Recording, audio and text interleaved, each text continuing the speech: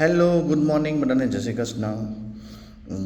એક very important એ message અત્યારે તમારી સામે શેર કરી રહ્યો છું. ગઈકાલે 29 તારીખ આપણી બારડોલી ઓફિસ બ્લિસ ઇન્ટરનેશનલની એનિવર્સરી હતી. સવારની પરમાં બધા ડિસ્ટ્રીબ્યુટરો, બધા શિક્ષકો લોકો બધા આવીને હાજર રહ્યા હતા અને ત્યાં પૂજા કરી હતી. અને ત્યાર પછી એક મુહિમ હતો કે આપણે એક માધ્યમથી એના જે કોન્સેપ્ટ પર એક મૂવી આવી રહી છે તો એનો પ્લાનિંગ કરીએ. તો બધા શિક્ષકોએ મળીને એક આયોજન જબરજસ્ત કર્યું છે કે આપણે લોકોને બતાવવું છે કે અત્યારે સમાજમાં કેવી રીતના લોકો ચાલી રહ્યા છે. તો તાત્કાલિક ડિસિઝન લઈને પછી બધા શિક્ષક ભેગા થઈને મૂવીનો એક માહોલ કર્યું છે. તેમાં 314 સીટનું આખું માહોલ ક્રિએટ કર્યું છે.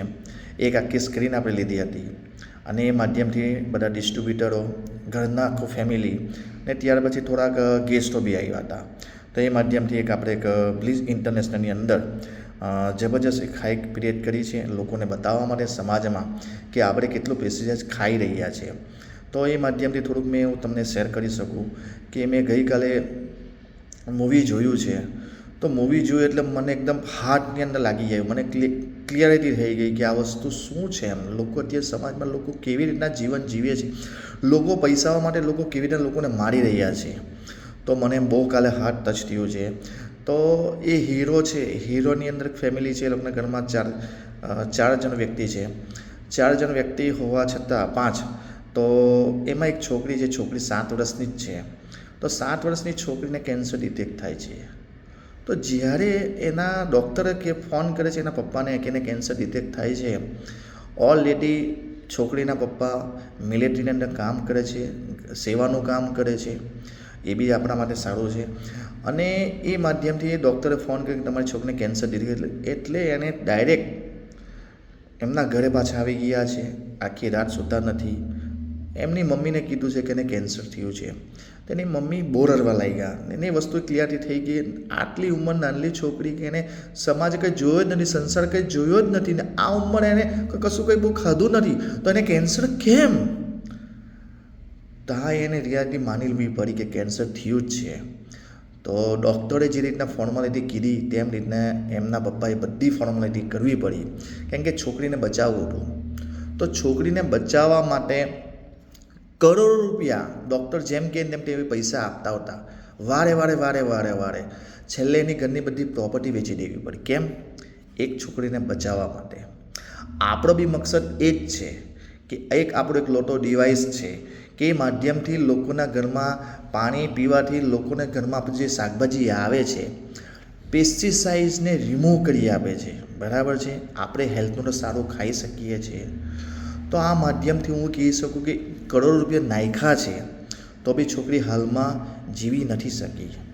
તો મારે એક જ માધ્યમ કે લોકો એવું કહે છે કે 3 લાખ રૂપિયા વધારે લાગે છે. તો એક ફેમિલી માટે વિચાર કરો કે 1 કરોડ રૂપિયા એક છોકરી બચાવવા માટે 1 કરોડ રૂપિયાનું ઇન્વેસ્ટમેન્ટ કરવા છોકરી હાલમાં નથી. આપણે તો ખાલી 3 લાખનું ઇન્વેસ્ટમેન્ટ કરવાનું છે કે આપણા ઘરમાં એક પ્રોડક્ટ આવે છે. એ પ્રોડક્ટના દ્વારાથી આપણા ઘરમાં લાંબો ખર્ચો આપણને પ્રિવેન્શન તો મળે. કે આજે તમે સમાજમાં જોઈ રહ્યો કેટલું પેસ્ટિસાઇડ, કેટલું બધું ભેળસેળ થઈ રહ્યું છે, તમે જ જોઈ શકો છો.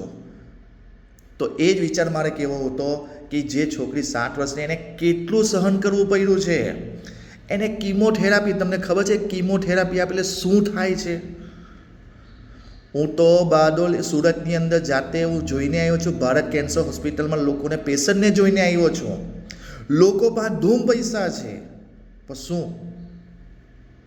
તો મને આ એક માધ્યમથી જોયું કે નાની છોકરીને આટલું કેન્સર ડિટેક્ટ થાય છે, છોકરી રહેતી નથી, કરોડો રૂપિયાનું ઇન્વેસ્ટમેન્ટ કરે છે તો બી છોકરી બચતી નથી.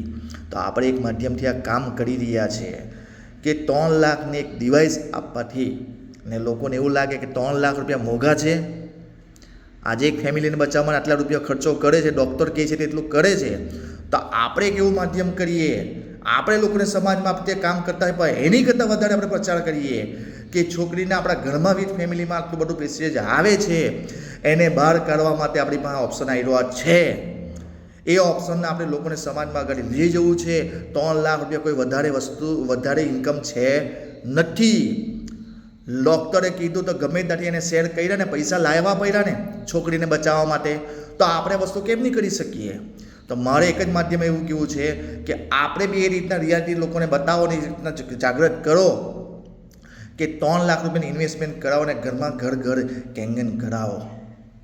મારો પોતાનો લક્ષ્ય આ જ છે. મેં તો આજથી સંકલ્પ લીધું, કાલે રાતનાથી લીધું છે. મને રાતના ઊંઘ આવી નથી કે જે છોકરીએ સહન કર્યું છે ને એવું કોઈ સહન નહીં કરી શકે. કેમ કે મેં કેન્સરના પેશન્ટને ઘણા જોયા છે.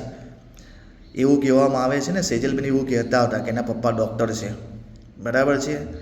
તો એમનું બી લક્ષ્ય એવું જ હતું કે મારે બી ડૉક્ટર બનવું છે, પણ ડૉક્ટર ના બની શક્યા.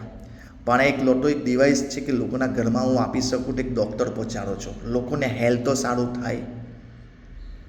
સમાજમાં એવું નથી કે લોકો પૈસા મેનેજ નથી કરી શકતા, બધા જ કરી શકે છે. ડૉક્ટર કહે તો કરી શકે, તો આપણે કહીએ તો કેમ ન કરી શકીએ? તો મેં એવું માધ્યમથી આજે કહું છું આ મૂવીને જોવાથી કે મને આ મગજમાં ઉતરી ગયું છે. મને રાત દિન ચેન નથી પડતું. મારો લક્ષ્ય અને મારો ગોલ આ જ છે કે લોકોને મારે સમાજમાં સારી રીતના સારા કરવા છે ને એ માધ્યમથી લોકોને મારે કરવું છે. તો મારી બ્લિસ ઇન્ટરનેશનલ ટીમને મેં દિલથી એકદમ ધન્યવાદ માનું છું કે મને એ માધ્યમથી ટીમની અંદર હું જોડાયો છું ને સાથે કામ કરું છું. મારું મિશન મારું આ જ રહેશે, લોકોને સારું કરવા માટે. જેણે 1 કરોડ રૂપિયા છોકરી માટે બચાવવા માટે કર્યા છે, તો મારે તો ખાલી 3 લાખનું ઇન્વેસ્ટમેન્ટ કરાવવાનું છે. તો મારી એ જવાબદારી છે કે હું કેટલા ફેમિલીને સિક્યોર કરી શકું. સમાજમાં અલગ અલગ બધી બહુ એક્ટિવિટી થાય છે, પણ આ એક્ટિવિટીથી લોકોને હું આગળ વધારી શકું. Thank you.